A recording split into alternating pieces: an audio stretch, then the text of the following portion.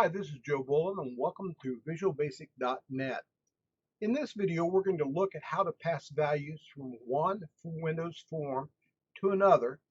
And by so doing, we're going to also learn a little bit about how to pass values from one class to another. Since a Windows form that we make is also of the Windows form class. So we're going to see a little bit about the general idea of passing values from one class to another, as well as we look at this particular example of passing data. Well, let's take a look at the program we're going to be working with and learn how to pass data from one form to another. I have up my data passing demo on that, and you'll see that my main form that I have defined here, main form, has two text boxes, line 1 text box and line 2 text box. And then we have 6 buttons that we're going to be working with, and each one of them is going to pass the values from our text box to a form and process the data differently depending on which button we're picking. The first one we're going to look at is passing by global variables, which might be more comfortable for people from other languages or from the old VB6 language, but less so for our people that are working with the .NET programming environment, where we're trying to keep things object-oriented type programming, where we want to keep our variables, the scope of those variables, as tight as possible. So using the idea of global variables is not very good in an object-oriented programming. But nevertheless, you may see this, and I need you to understand how it's done in case you see it. You may find applications where you do need to do it, but probably you will not see it very much in a true .NET programming environment. And then the next one we're going to work with is passing by the forms constructor. As we initiate a form, it goes through the constructor when we use the new keyword. And that new keyword causes the form to be instantiated, and we can pass in different variables into that so that it is available to that new form.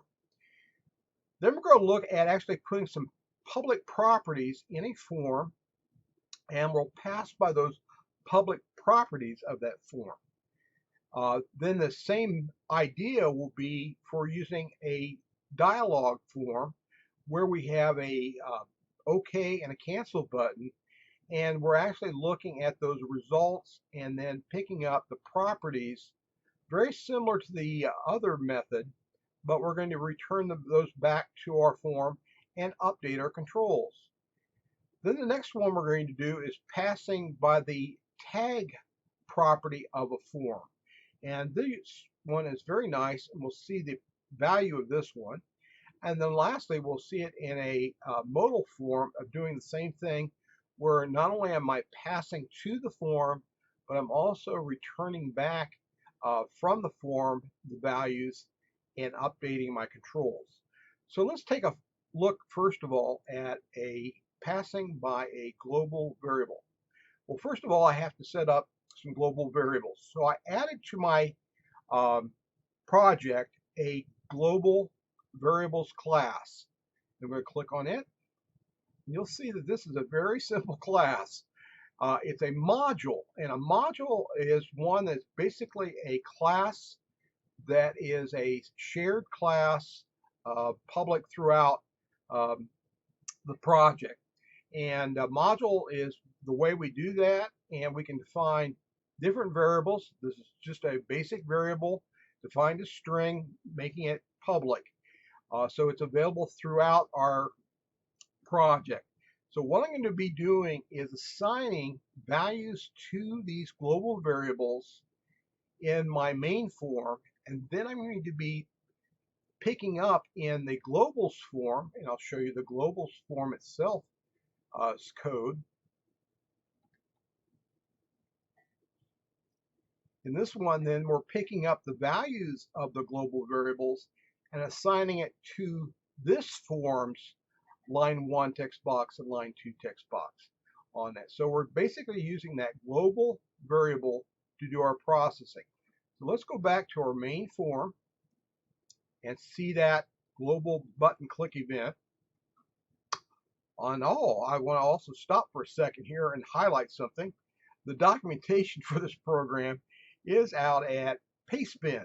So if you want to see all the code that you're seeing me use in the video, it's at Pastebin at this link. Also, our main form screen is at Imgur, so you can take a look at it as well in case you want to reconstruct this program. And the other forms are pretty easy to see how to construct. They basically have the 4 controls, 2 labels, and 2 text boxes on the different controls. So that's not too hard to work with. But if you'd like to stop your video and write those down, that's a good thing here. And of course, Bolen Presents at youtube.com is always available for you to go out and watch other videos or watch this one again. Well, let's come back now and look at that global button I was going to be talking about. We're going to take our line 1 and line 2 text box text properties values, and then we're going to assign it to those global variables. Then we're going to instantiate with the new keyword that global's form. And once we do, during the load of that, it will pick up these values and reassign it to the global's form, line 1 and line 2. So let's see this one run.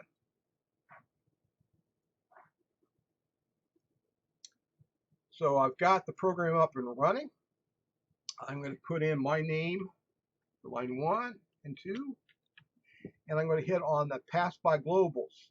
Once again, these values will go to the global variable as it's assigned, then call up the form, and that form during its load method will assign those global variables back to its line 1 and line 2. And there we go. So this is one way to pass data, is using global. Once again, not a true good .NET object-oriented programming method, but might be used in other languages. Okay, let's take a look at passing by a forms constructor for our next one. And what I want to do, first of all, is bring up our form that we'll be working with. And I'm going to bring up the code for this one. And this one has nothing more than the form, and we have 2 methods in here. These are called constructors. And a lot of times we do not have to code constructors in a Windows form. We would be doing it perhaps in a class that we're using, because we'd be instantiating that class. And in so doing, we use the subnew as one of the things that we have to have as a constructor. Now, if we don't code this in a Windows form, it will happen automatically. So sometimes you will not see this in a Windows form. But if you do put it in a Windows form, this is the way it would look. This is called a default constructor. It has no parameters in it, just subnew.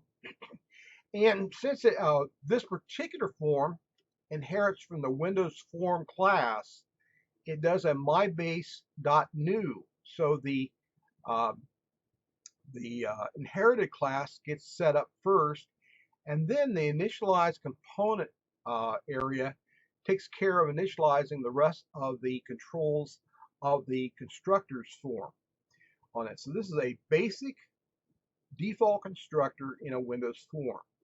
So we can call this without any parameters, and this would happen as we initiate or instantiate this particular class. Now we can also pass it with a parameterized constructor. Once again, we see the public subnew, but I've added 2 different variables or arguments. In this case, they're both of the string data type that we're passing by value to this constructor. So as this form gets instantiated, once again, mybase.new is called, which takes care of the Windows form class itself. Then we initialize the components of the constructor form that we're working with here. Then we're taking the parameters, data 1 and data 2, that we passed in, and we're assigning it to our 2 text box controls. So these are 2 ways we can call this form up. We can call it without a constructor, or we can call it with one. And if we do, this will be what happens when we pass those values into our subnew parameterized constructor. So let's take a look now at how we do that from the main form. And we'll click on the pass by that. And before I start, let's do the one without parameterized constructor. We're actually going to be able to reference the text box 1 and 2, line 1 and 2 of the form when we do the new constructor form. All controls on a Windows form default to the scope of friend, which means I can reference directly the different controls or values that are on that form. But this is a way that you might see in a textbook, but not the best way to program. And while you can do it this way, I recommend not directly referencing the controls. It makes it a very strong coupled type of program, which makes it easy for it to be broken.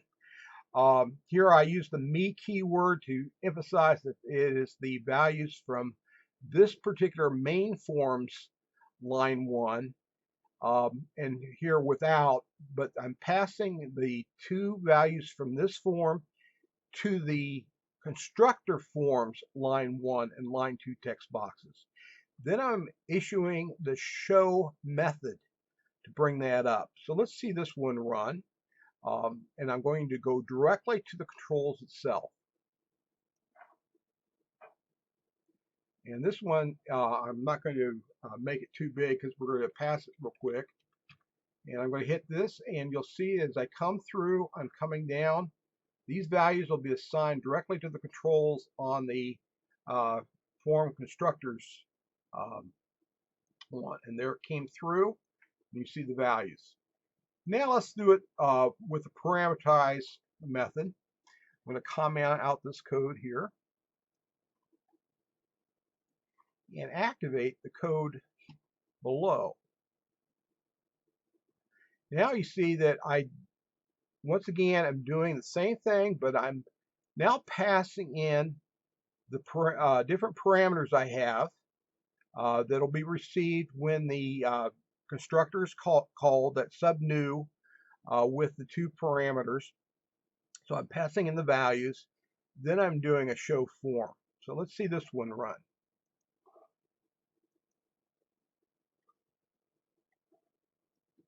Okay, put my name in, and I'm going to pass by the forms constructor using the parameters passing through. And there it came through again. So you could go directly to the controls with the default without parameterized constructor. But if you do that, you're tightly coupling this program or this form and this form together, which is not a good idea. If I use the parameterized constructor, which this one's doing right now, at least I'm passing the parameters in, and we see that that is part of the requirement for this form to work correctly, is to pass those parameters into it. Okay, let's take a look at the next one, which is passing by a form's properties. Okay, let's go back to our code. I'm going to first of all kick on and show what we're going to be doing here. You'll see that I have a data 1 and data 2 after I instantiate the property form that I can reference. And I want to show you these are actually properties that I defined in the form. So let's bring up property form, and I'll show you the code for it. And once again, here is our data 1 and data 2 defined as strings, but they are properties of this one, and I've used the auto-implemented version of these properties. We could use it with the getter and setter, but since we're not modifying anything related to the properties, we can use just the auto-implemented version. And then during the load, the values that have been set to this by main form then go into and then are assigned to our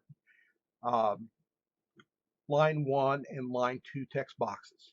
So this is adding the properties to this particular form class to reference them. So let's come back to main form and see where that's done. We're referencing those properties that are in that form and then assigning it. And this is a very good way to send data back and forth. So let's run this one.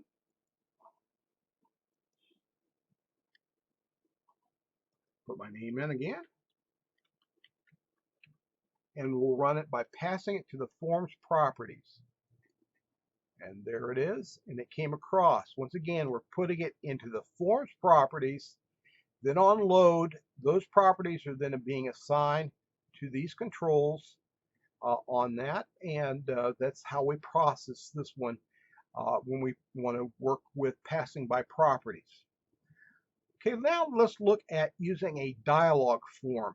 And this is two-way, and we're going to see this becomes a nice way to do things because it will allow us to change this form's controls on its return. Okay, let's take a look at the code for that. Okay, I'm going to hit the dialog button area. And here we see that once again we're instantiating the dialog form and we're assigning to the properties of the dialog form just like we did before, but we're assigning those properties again. The difference is we're using a show dialog method. We're up above here, I just did a show method.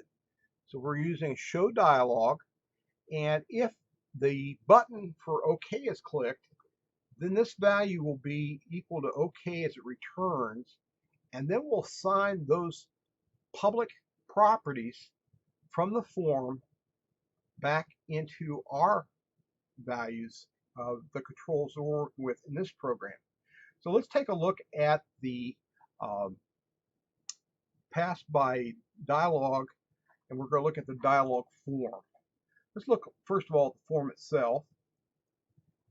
And you'll see the form has the same thing here, the two different lines that we're going to fill up, but it also has an OK button and a cancel button that have been defined.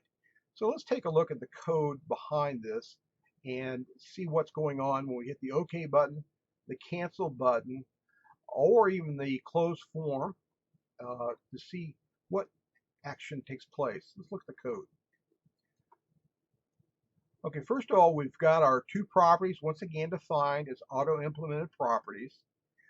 During the load, we're taking the values from main form where they've been assigned and then assigning them to our particular lines.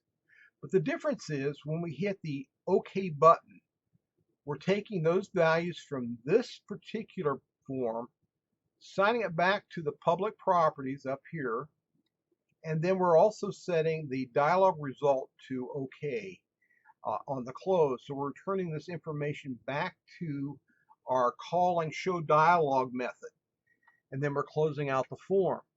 If we hit the cancel button, we're turning on the cancel and closing out the form. And if I just cancel the form without hitting either button, it'll not have a value in the dialog result at all.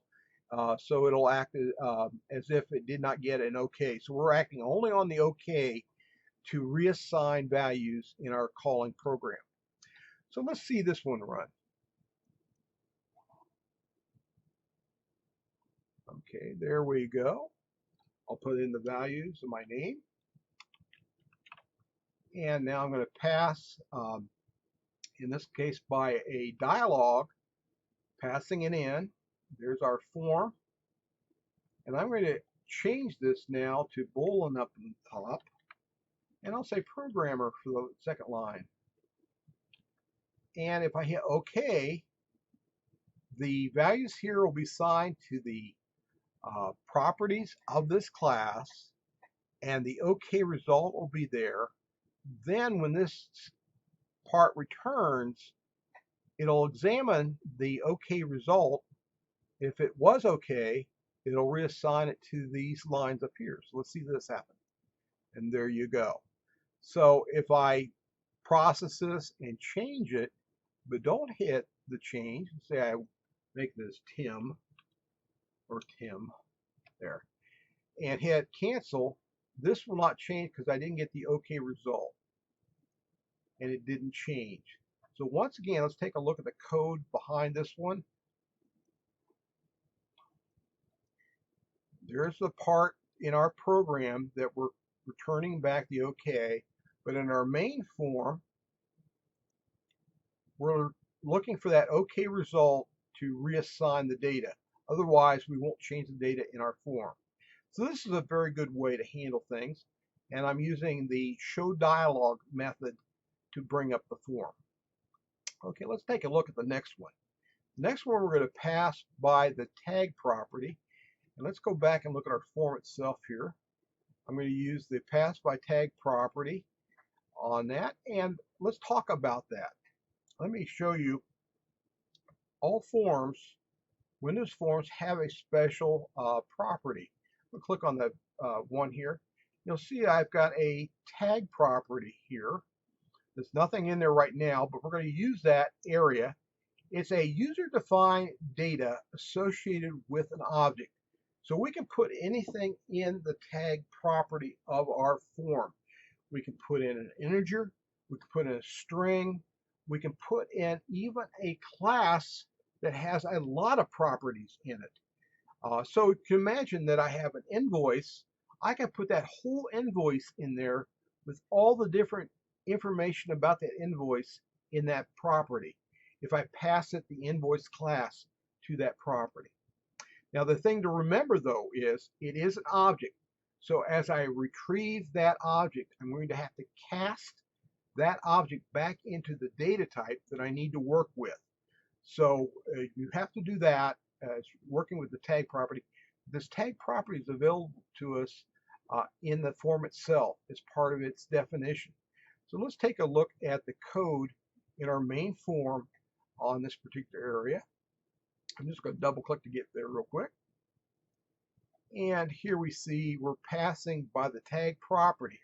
Now what I'm going to be doing is actually passing both lines through, not just one value. And so I've created a special class called contact. Let's take a look at the contact class I've created. It's just two properties, first name and last name. I've used the auto-implemented properties once again because I'm not going to try to check for any validation on these properties. So we've got our two properties, first name and last name, as part of our contact class.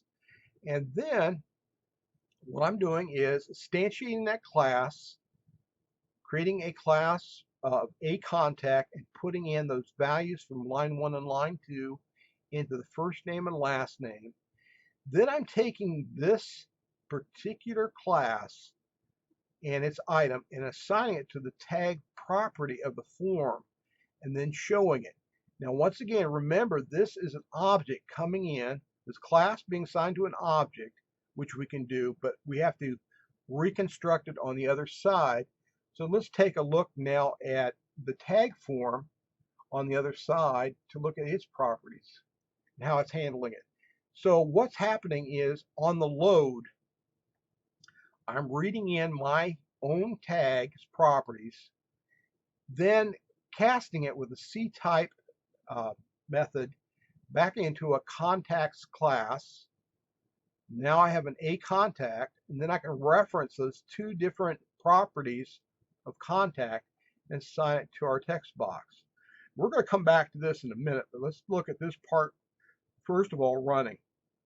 So I hit, we're going to hit start, and we'll see this part work.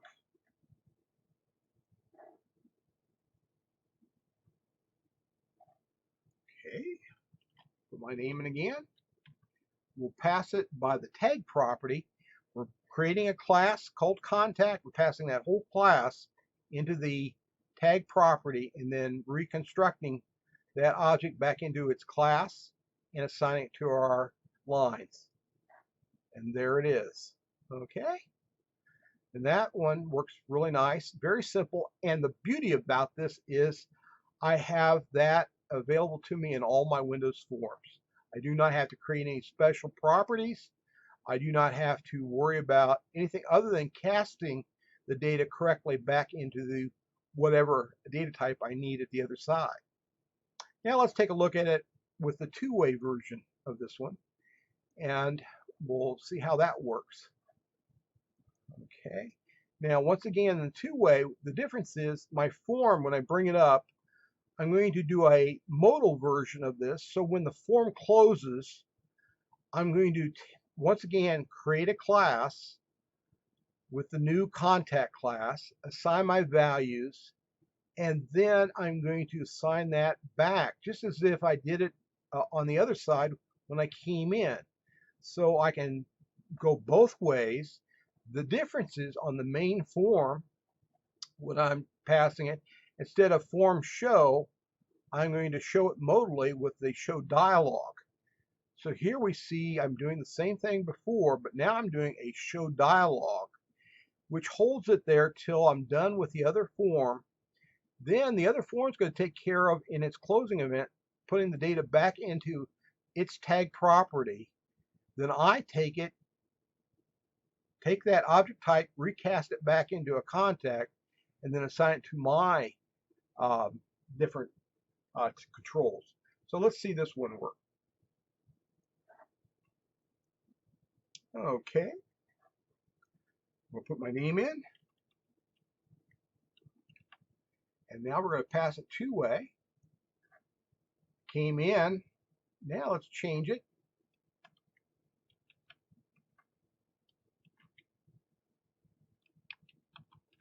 And now I'm going to close it out.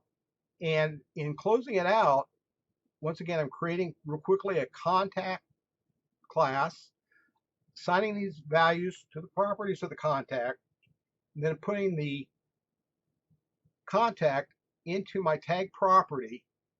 Then when I close out, this one will pick it up, reconstitute it back, and assign it to our values. And there they came back in. So it allows me to change things back and forth. Let's be boastful on that. And we'll close that out, and there are changes on that. So this is an excellent method. We have the tag property available on all our Windows forms.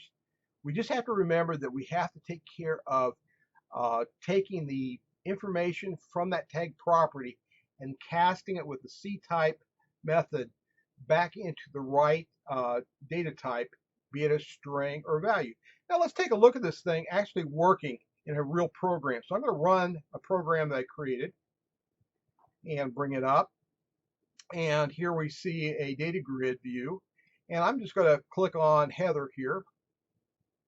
And once I click on Heather, we're going to actually take the particular ID of this record and bring up the maintenance form for this one, referencing that using the same method of the tag.